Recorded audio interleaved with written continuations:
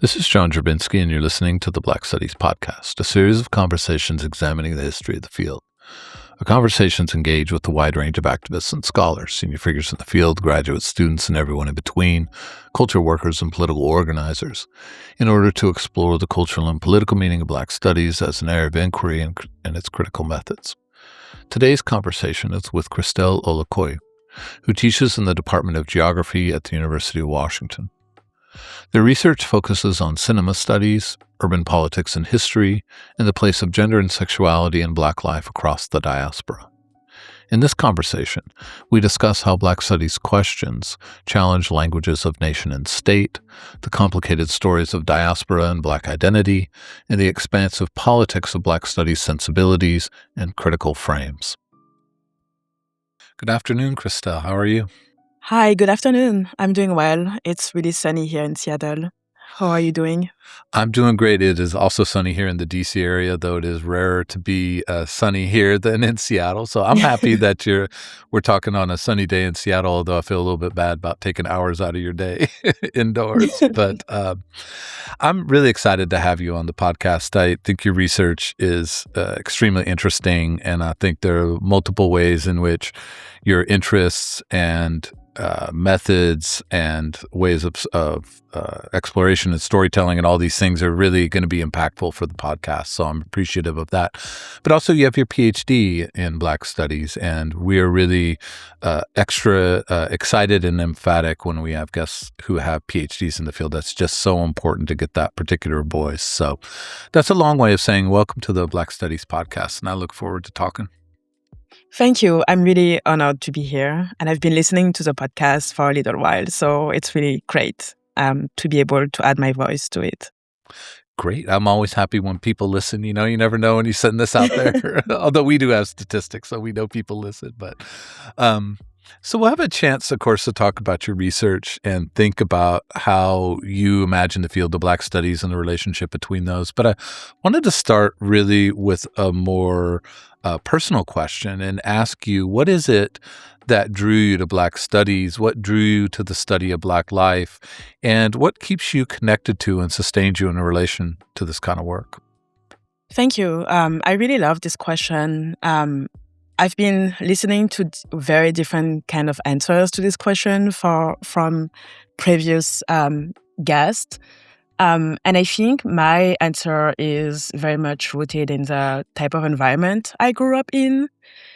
So just as a bit of background, but I think people can hear it in my voice. I'm not from the United States. I grew up in France, in Paris specifically.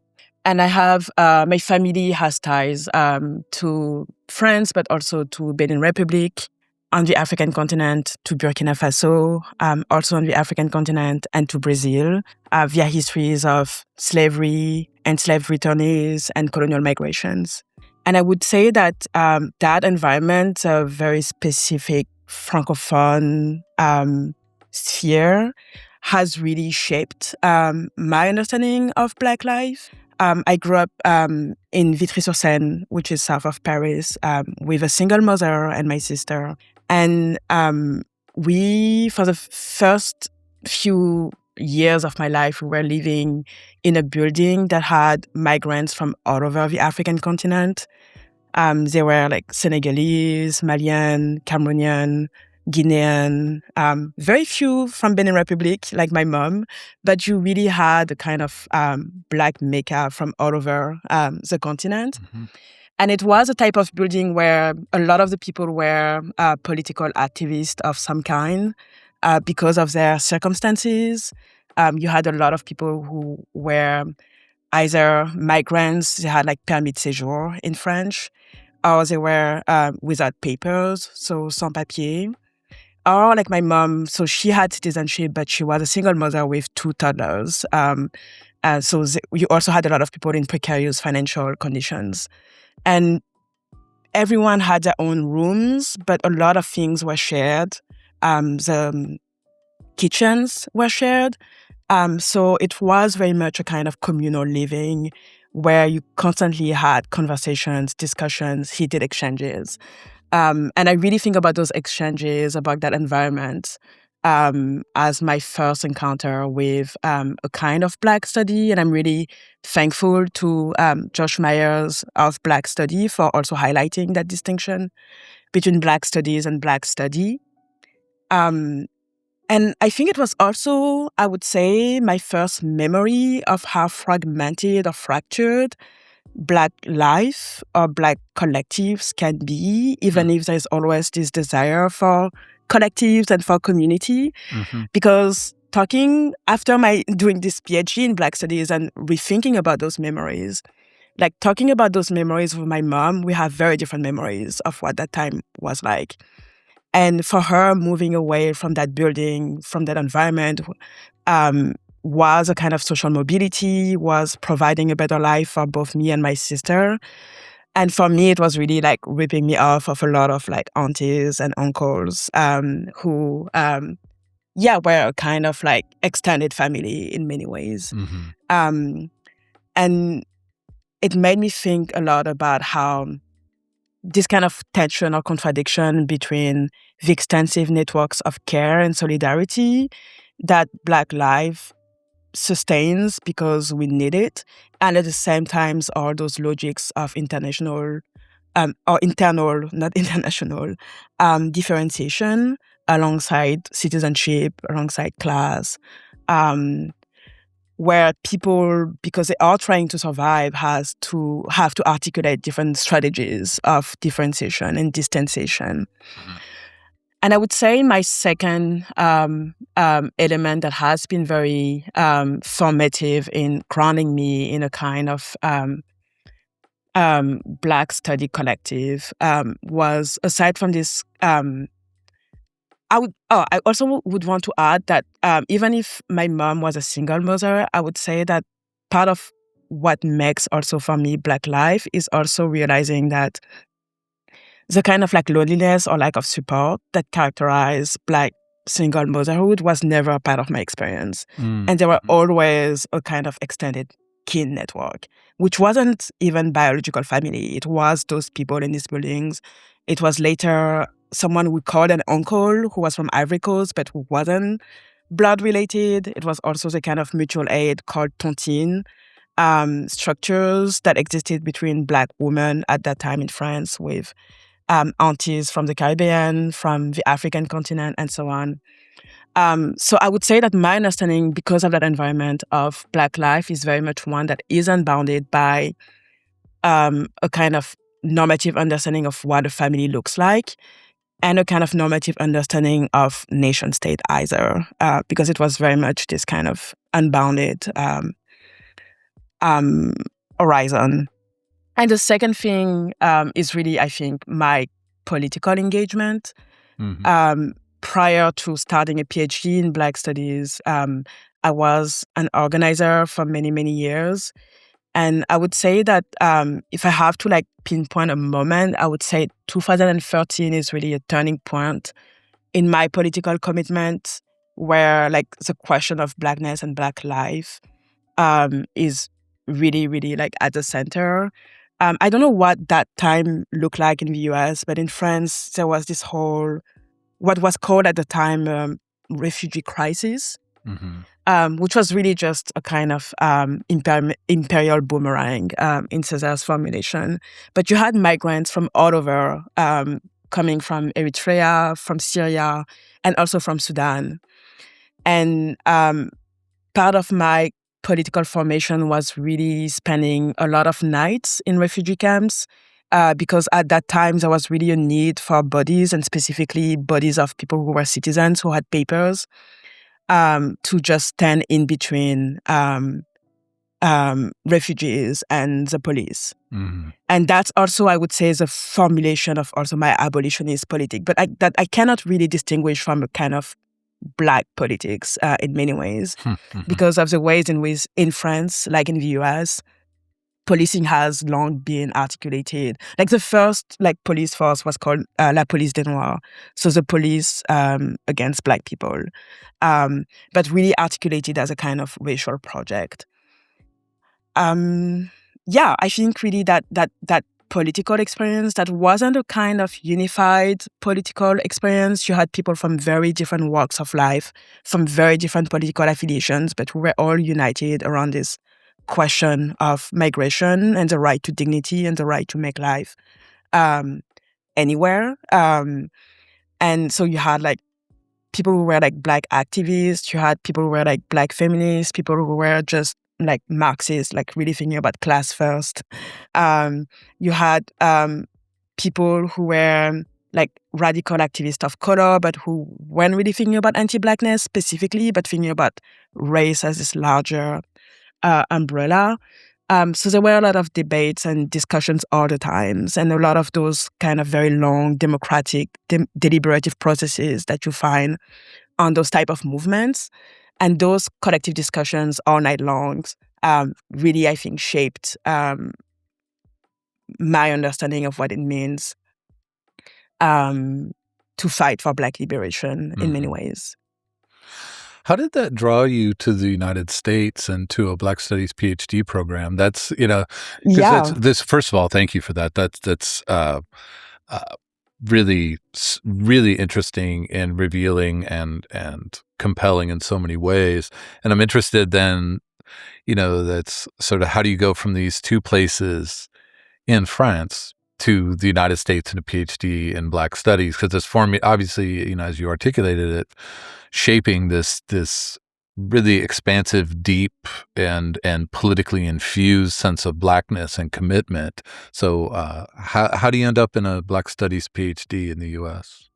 That's a great question. I would say that my first experience out of France wasn't really in the U.S., it was in South Africa. And I spent a few months there, but it was, I would say, my first experience of a kind of autonomous Black intellectual space. And I was really craving for that. And that's also why I applied for a PhD in the United States.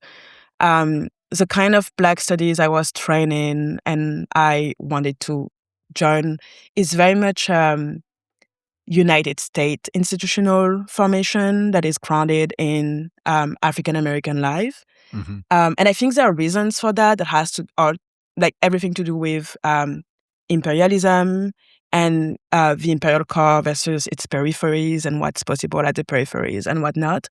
But it also has to do with the specificities of like French racism that is very much a kind of assimilationist project where the question of difference is always erased, and where Black studies as it exists in the US, I think, I would say like now maybe things are a bit different. But at the time at which I was thinking about a PhD, I do think that Black studies as it exists in the US was not something that would have been possible in France. So growing up in France, I never really had a single Black professor. And I think that's an experience that sadly a lot of Black French kids still experience till this day. Black thought, Black French thought specifically, and Black French intellectual production is very much something that exists, something that has existed for a very, very long time, but something that is erased from institutional spaces of legitimation in France. I don't know if you know Sarah Maldoror. She's a Black French Caribbean filmmaker, one of my favorite filmmakers. But she has this film about the poet Léon G. Damas, who is a Negritude poet. And in the film, she's on the street of Cayenne in Guyana, and she's doing this micro-trottoir experiment where she's asking kids on the fly, have you heard of Léon G. Damas? Léon Gontran Damas. And none of the kids have heard of him. And it's in Cayenne, where he's from. And then she's asking them, have you heard of those other super canonical Black French writers like Proust, like Baudelaire, etc.? And they've heard of all of them. And it's really, I think, speaks to a very specific like French environment in which people like Fanon, like Césaire, all those thinkers that are very much thought about outside of France and discussed are not given the type of intellectual recognition that they should be given. So I guess that's a long answer to explain why the United States made sense for me. And I think for me, a lot of places make sense, not just the United States. But what did not make sense for me, I think, is France. And my departure was really much trying to be in a different space. Maybe South Africa, maybe the United States, but a space in which the question of Blackness can be thought about, can be discussed autonomously.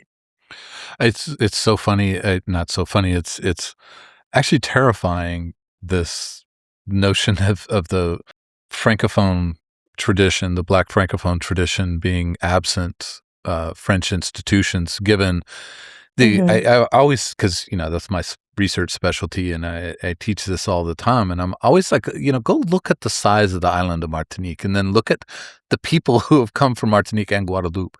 Like, you put these two tiny islands together, just by itself, the intellectual production, and the students are kind of shocked by that, but they're also like, oh, it's kind of like Harlem, or it's kind of like Chicago. They always have some sort of an American analogy, but this idea that wouldn't be the center, right, or a part of the center, right, as part of these institutions is shocking. But at the same time, I'm reminded, as you were talking about the assimilationist impulse in France, of a thing that Naipaul says in Middle Passage, where he says there's it's a short highway between Fort-de-France and Paris, and that was Definitely. 1962. And hearing you talk, I'm thinking, it sounds like that moment, and leading you to have to go, wanting to be elsewhere to make these kinds of studies and interventions. And I'm interested then, sort of, having you sort of walked up to this question, what then that portrait of Black studies is for you, because of course in the American context, the origins of the field of Black studies is both political and intellectual. The political came from that demand in the late 60s and 1970s or early 1970s by students who really were contesting that distinction between a campus and a community, between a classroom and mobilization, between ideas and prescriptive action. But also the demand for Black studies was a demand that there be a place on campuses for the study of the Black intellectual tradition, that disciplines hadn't done this, and this is what Black studies departments could do. And I think we inherit that today as a sort of tension at the heart of the field between a certain kind of political commitment and a commitment to the intellectual tradition. I think it's a tension, not a contradiction, because these things have a relationship, but it's nevertheless a tension. And so sort of asking it in that context, I'm interested to hear for you what that portrait of the field of Black studies is that works in your imagination, that orients you as a scholar and teacher. That's a great question, and also a very vast one, because I think my understanding of Black studies when I applied for that PhD and when I was starting that PhD is quite different from what my understanding now is, and a lot of things have shifted tremendously. For a very, very long time, I really, really wanted, and I was really chasing this kind of dream of this Black autonomous intellectual space. And I thought that I would find it at the university. And I do think that what I've learned from that experience is that for me, the heartbeat of Black studies is definitely not in the university, even if I do think that it's important to cultivate the spaces that we've been able to carve within universities. But I do think it's important to note that the heartbeat is elsewhere. And it goes back to this tension between that origin of Black studies as a student movement and the question of institutionalization, departmentalization, and all the questions that emerge from trying to create a kind of professional class. So I also want to preface some of my my reflections on my experience with the fact that I do think that Black studies, you have so many different flavors of Black studies at very different kind of institutions. And my experience is very much that of someone who was at the Harvard PhD Black Studies program, which is its own particular type of environment. And then I was also at UVA as a predoctoral fellow at the Carter G. Woodson program, which is also its own kind of program. But I would say that my encounter with Black studies was one of a a very disciplinary type of Black studies, and people think about Black studies as this interdisciplinary or transdisciplinary or interdisciplinary field, and it's very much the type of Black studies I resonate with in my work. But the way my PhD program was structured, we were both in Black studies, and we had to choose a primary discipline, and we had to follow the kind of requirements of that other discipline. So we de facto had two cohorts, a Black studies cohort and a traditional, quote unquote, disciplinary cohort. Mm-hmm. Mine was anthropology. And I think in the spirits of the people who fought that program and who conceptualized it, it was really a way to have kind of the best of both worlds, where you could both be legible as a disciplinary person and be legible within Black studies. For me, I do think that Black studies suffers a bit from those types of arrangements. Also because a lot of the faculty in my department, in the Black studies department, were people who were also trained in disciplinary formations. Mm-hmm. And that's a tension at the heart of Black studies that's not just true of that program, that's true across many, many programs.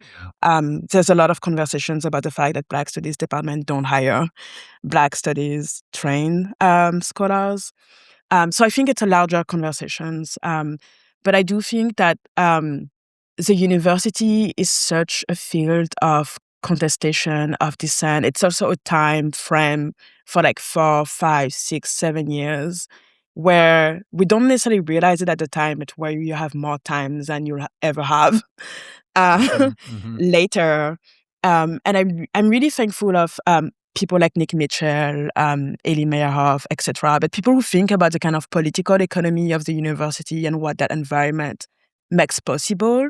And I do think that for me, the Black studies training I underwent was really like all the types of mobilization against the university, but that were made possible by the time and the financial stability that the university created in many ways. Mm-hmm. And I'm thinking about fights like struggles for graduate students, contracts, and be recognized as labor, the 2020 protest against police brutality, the Palestine encampments, all of those things. There's a reason why universities are at the center of so many like liberation movements in many ways.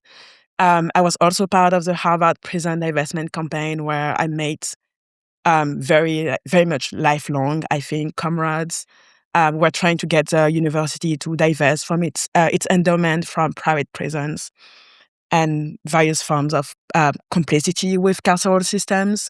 And I don't think that would have been possible without like being at doing a PhD and having that time of also encounters with Black thought, Black thinkers, and thinking about this is what my program demands of me, but this is also the history of that program. This is how it came to be through student movements. And this is what I think that origin demands of me as an individual. And I think that's a tension that everyone will always have to navigate, honestly, in Black studies. What the specific program, department, professional demands ask, and what the depth that we have to that origins, and which is also the kind of like lifeblood and ongoing heartbeat of the field, demands. And there is a contradiction there, which I don't think can be solved. I mean, I like the way you articulated that. So thank you. And it's, that's why I always say, I think it's a tension, and, I don't think that they, it's sort of two paths, one good, one bad, but, a contradiction. I mean, this is my own sensibilities. This is a deep commitment, but contradictions are actually quite productive when they're engaged in that. They can or cannot be dialectical, right? It doesn't have to be dialectical, but that engagement with that contradiction reveals a lot about ourselves, but also reveals a lot of urgencies about the structures of institutions and departments and the kinds of things we do and don't do. The fact that you've articulated that not only abstractly, but in terms of like very specific kinds of struggles around divestment is so important. I mean, I teach abolition stuff pretty regularly, and I always talk to the students about the fact that at University of Maryland, where I teach, the entire campus, all furniture made for the university is made by prison labor. Yes. Every Yes. single, and when I moved here in 2020, they actually said I could not bring in my own furniture. Right. I just did anyway. So I just said, I don't need it. And then brought in my own for one of my offices, but I didn't have enough for my second office. But it doesn't matter because all the desks, right, all the bookshelves and all the libraries and all of that, and getting my students to sit with that and then ask, like, not only what does that demand in terms of your own conscience, but what does it mean for you to be in a Black Studies classroom where Mhm. the students push for this field and this department was seen by so many as like the death of the university, right? That it was going to take down the university to have Black Studies here. Well, what does it mean then to be in this resistance, this anti-something, whatever you want to add to that, in a moment where we sit on prison labor, and uh, they, that's where these contradictions of their abolitionist politics and sitting on a prison labor-made desk, they have to figure out a way to have a relationship to it. So, not turning this podcast into me and University of Maryland, but I just really liked what you said, and I love how much you embedded that in the ideas and the kind of demands that are made of you when you are a part of an institution. I also think, like, to go back to the abolitionist politics and the prison labor question, I also think that what the abolitionist organizing did for me as a kind of specifically Black study um, formation is that it forces us to ask questions whose answers are not going to be nation state answers, and whose geographies are going to be very complicated geographies. And it unites, for instance, things like the land grabs in the Harvard prison, the Harvard endowment, how it's like facilitates indigenous dispossession, land grabs in the Amazonian, but it's also working on the exploited labor of prisoners within the United States. And I think it reconnects with this different tradition of Black studies, but with a tradition of Black studies that is very much anti-imperial at its core, and that is very much thinking about imperialism, not just as you have a delimited imperial core and you have a bounded periphery, but as a much more complex geography where you also have internal colonies and you also think about Black life within the United States, in the words of George Jackson, for instance, or Barbara Smith, as its own kind of internal colony. And how do you think about those struggles as interconnected? I love that, and that sort of gets into your own interests in research. So I'll sort of take that as a segue to ask you about that. You know, you've articulated a lot of those interests. Cinema studies, political economy, abolitionist sensibilities, and there's so much that Black studies can learn from these, and that you're able to get for insights you're able to get for the field of Black studies from these critical frames and their intersection. And I'm interested to hear you talk a little bit about how that framing of your research fits in the history of the field of Black studies, but also what new horizons you think it opens up and what boundaries you think it pushes. Not not an easy question. I would That's say why I like my send them ahead of work. time. I would say so it's hard to think about my work in a unified way because I think I have so many like trajectories that for the purpose of like professionalization we are pushed to like rethink them as unified in some ways. But I do think that dispersal does something important to my thinking. And that's something really that I also inherit from Black studies, honestly. Um, but so my primary work is on thinking about nighttime and the night, specifically in Lagos, Nigeria. And I'm thinking in relationship to forms of police brutality that happen at night with colonial era statutes and laws, such as like curfew laws, lantern laws that criminalize Black bodies outside at night. And I'm thinking about the ramifications of those texts in a present that is so-called post-colonial, where allegedly race no longer matters as much in a Black majority country such as Nigeria. And my work is really thinking about this relationship to nighttime as an embattled terrain, and thinking about how the criminalization of nocturnal presence, the criminalization of the Black body at night, which has ramification in the present, is really a criminalization of Blackness. And I'm unearthing a kind of genealogy or trajectory of thinking about nighttime and Blackness together as two things that kind of contaminate each other in many ways. You have this metaphor of the dark continent that has shaped how Black Africans specifically were racialized. And I'm thinking with Brazilian thinker Denise Ferreira da Silva's work on raciality, but thinking about raciality as not just a discourse on race, but something that is always articulated as a discourse too on the environment. And I would add thinking with nighttime as a discourse too on time.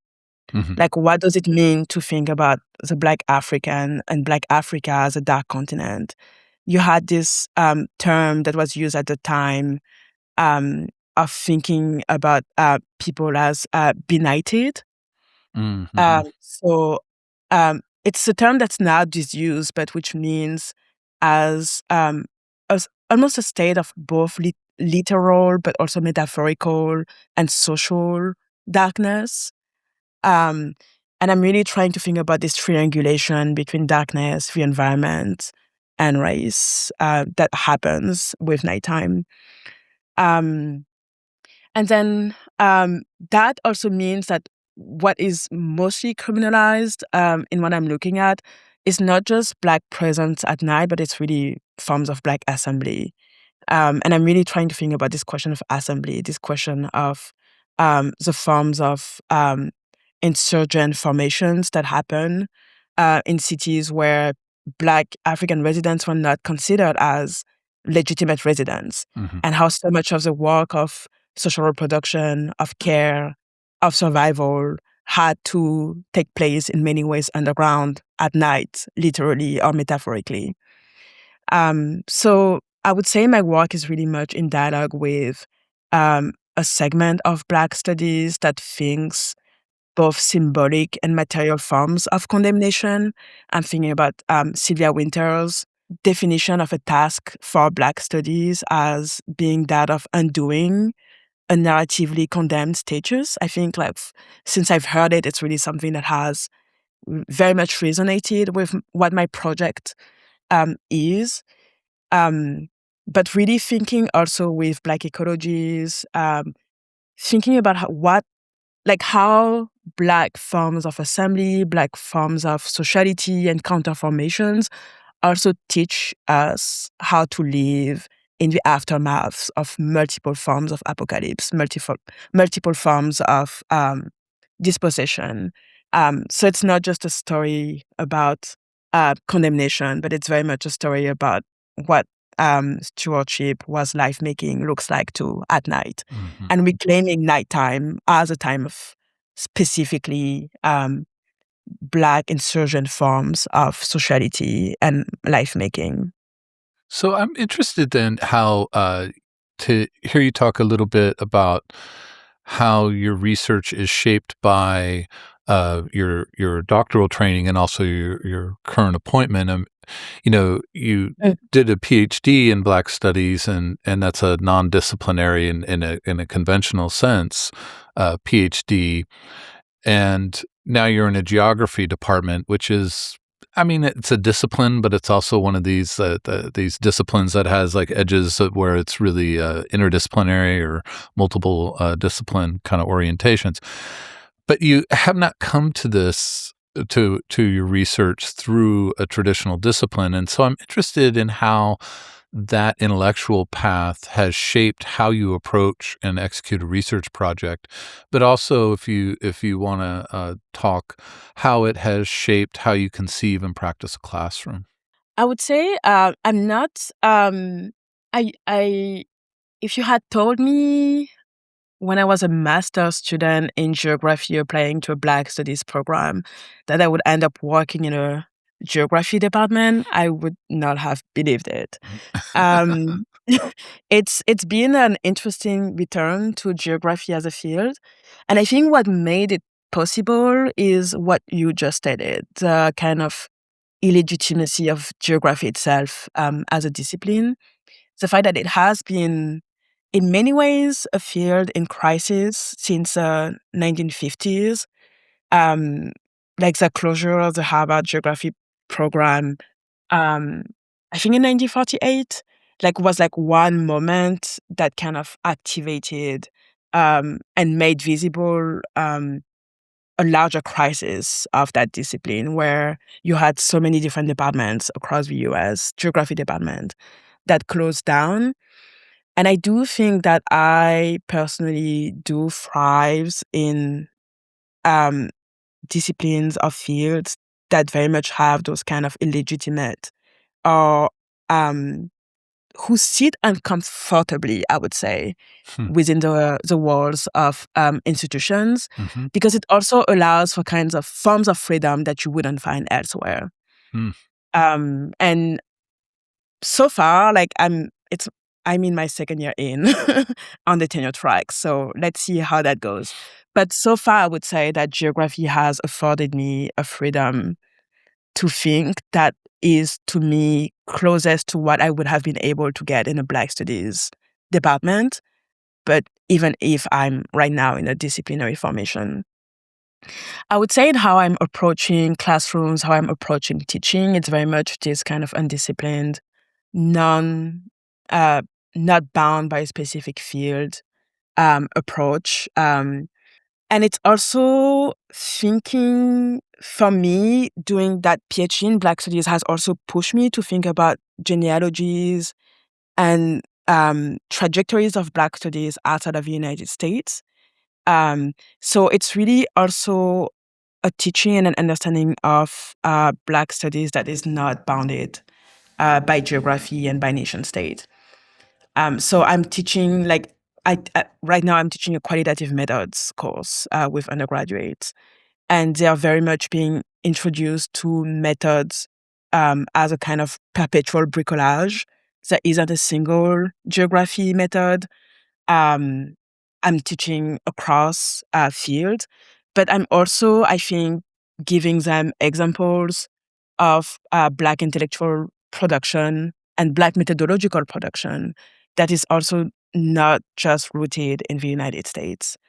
And it is important for me because it's important to think about what could have been, and how do we think about this crisis that Black Studies in the United States is experiencing through the many crises that what could have been Black Studies elsewhere encountered, Mm-hmm. and how the project of Black Studies in many other locations was squashed in many ways for many different reasons. I'm working on a piece on this, but I think we really would benefit from learning from those experiment. I'm thinking about the University of Dar es Salaam, who becomes a refuge from someone like Walter Rodney, who's banned from Jamaica in the 70s.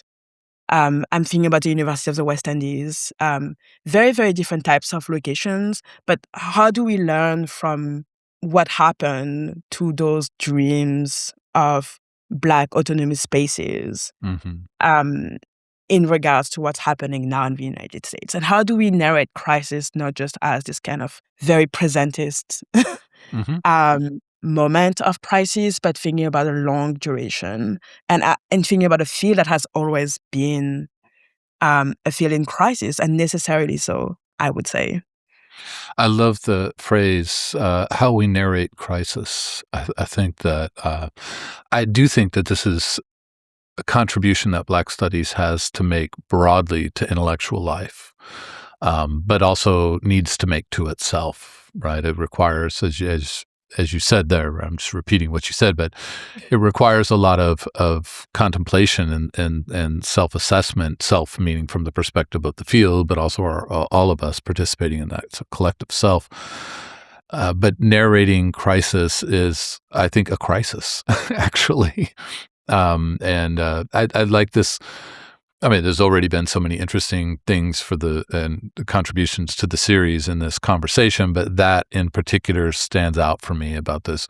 What does Black Studies have to do with this moment in terms of narrating crisis? That's a really pointed and very particular kind of framing that I'm really appreciative. I'm not trying to not go on about it because it's got me thinking about a million things, but I really I want to underscore that because I appreciate that a lot. And let me ask you just two more questions for you. First one is thinking about Black studies in its past and future. What do you think the field has done well, and what do you think it has not done particularly well? So I think the field has done a lot of things well. Um, I would say the question of the relationship to institutionalization is always going to be a complicated question. But the field has been able, I think, to carve out a space within the university where Black intellectual production was possible, but where also, and I think it's important and we don't and highlight that enough, where Black intellectuals were also able to materially sustain themselves. Mm-hmm. And that's not true, like I've mentioned France. That's not true in a lot of in a lot of geographies. I'm thinking about Audre Lorde's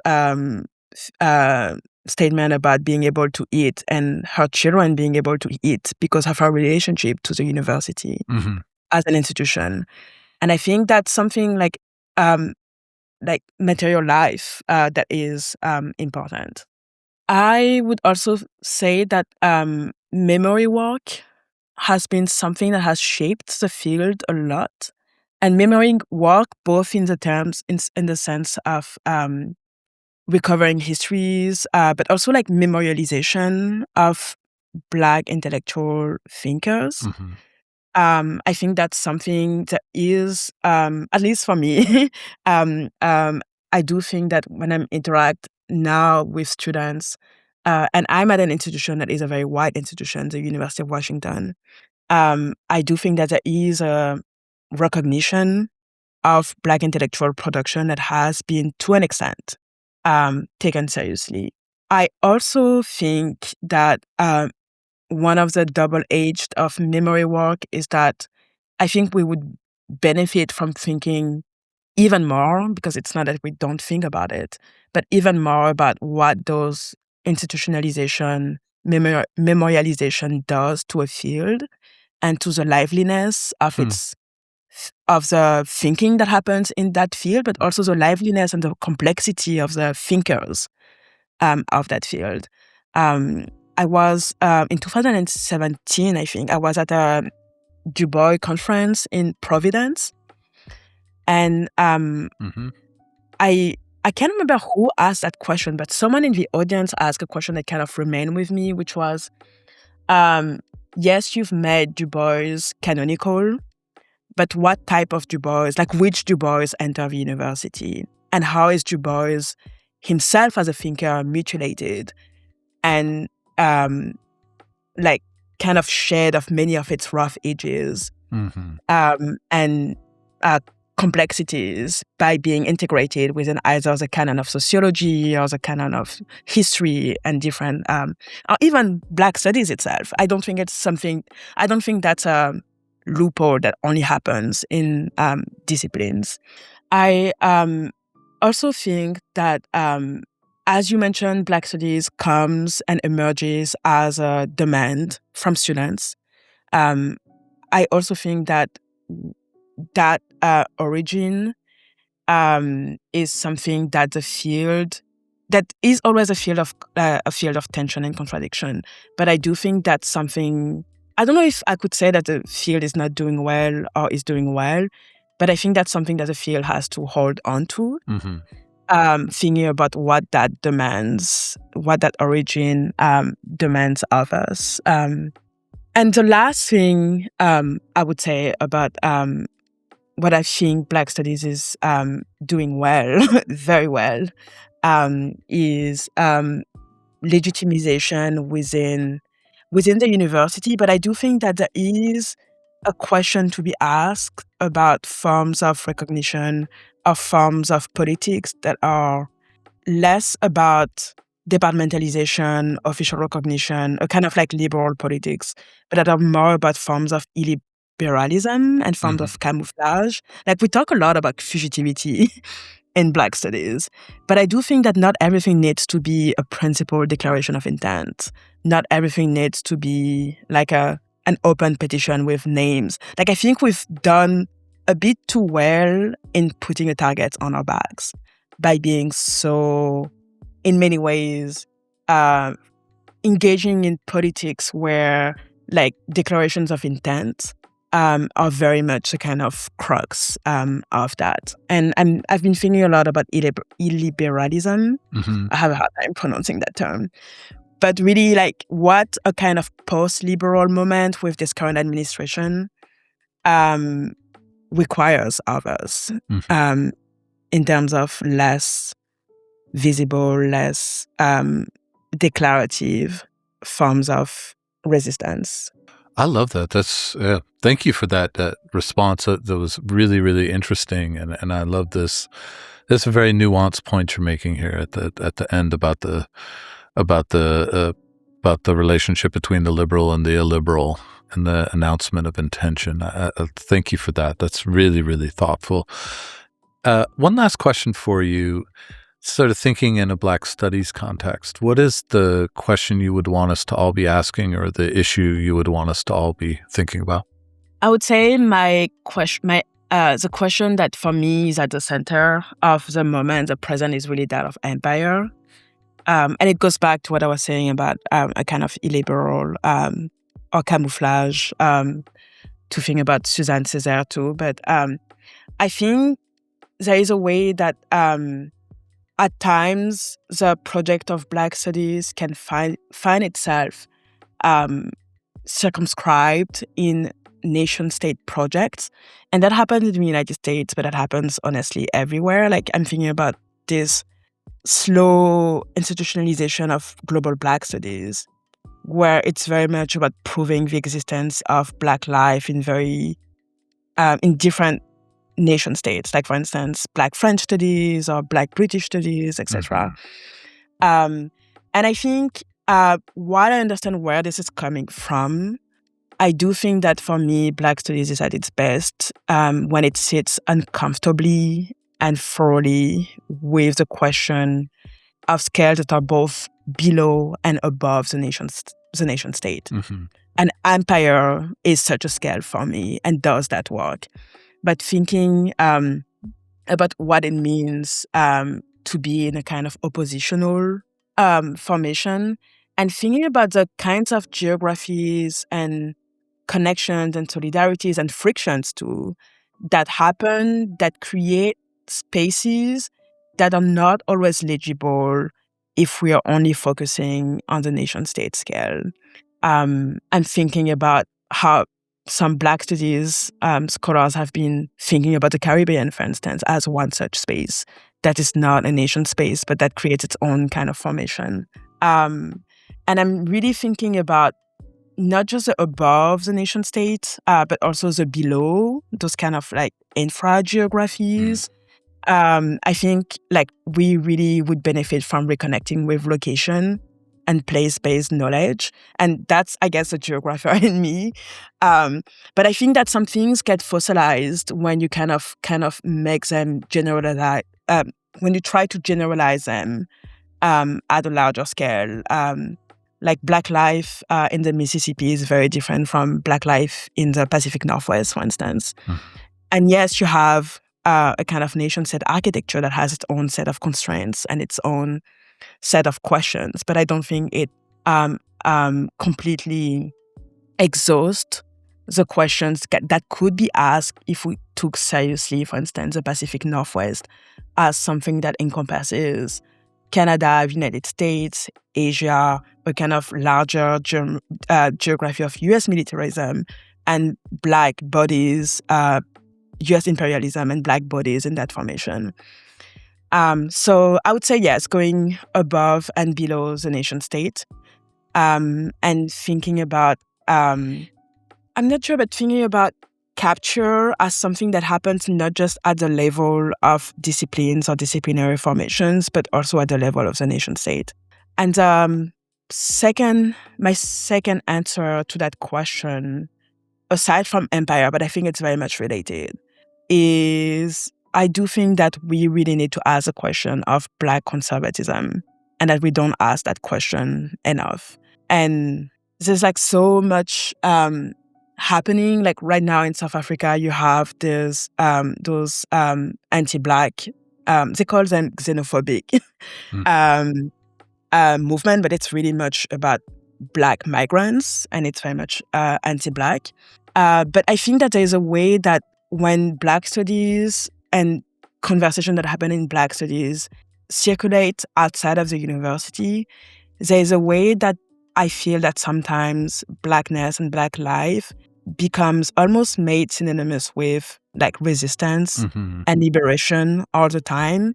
When if you are in any sorts of sustained relationship with Black people outside of the university, you know that it's not the case. Like Black life is complex. And I do think that we need to think more about this question of this seduction. Maybe the seduction of the nation state, the seduction of empire, the seduction of kind of like patriarchy, or like ascribing to a certain kind of like gender politics. All of those elements, I think those points of like tensions, which I guess that's where I started with this story about my mother and that community of Black migrants in France. But all those points where collectivity and community kind of fractures itself, I think are points where we need to insist in, and points where we need to push even more into, instead of trying to ignore those. Like, what if we think about Black studies not just as an articulation of Black freedom dreams, but thinking about those points where Black collectives also fragment? And what could we do if we really sit with those moments? I love that. What a wonderful place to wrap up. I mean, it's a really interesting question, and I have to say it's very infused with the Francophonie experience, as you articulated from the beginning. This preoccupation with assimilation, both as an ideology and institutional habit, but also at the point of a gun. And it coming back here in this moment of the above and below, right? The surpassing of this institutional space, the surpassing even of something like the identification of Blackness, as you said, with resistance or with freedom dreams, and getting back into these moments of complexity. I love that. I think that's a really... I think that's a difficult space to walk into and talk about, but absolutely necessary. And so I'm so glad that you've brought that to the podcast. But also all of this, Chrystel, has just been incredibly interesting and thought-provoking, and is really fantastic contribution to the series. Really thankful for your thoughtfulness. Thank you so much for having me. Well, you have a great rest of your day. Your sunny day in Seattle. Yes. All right, take care. I'm going to go outside now. Sounds good. Bye-bye.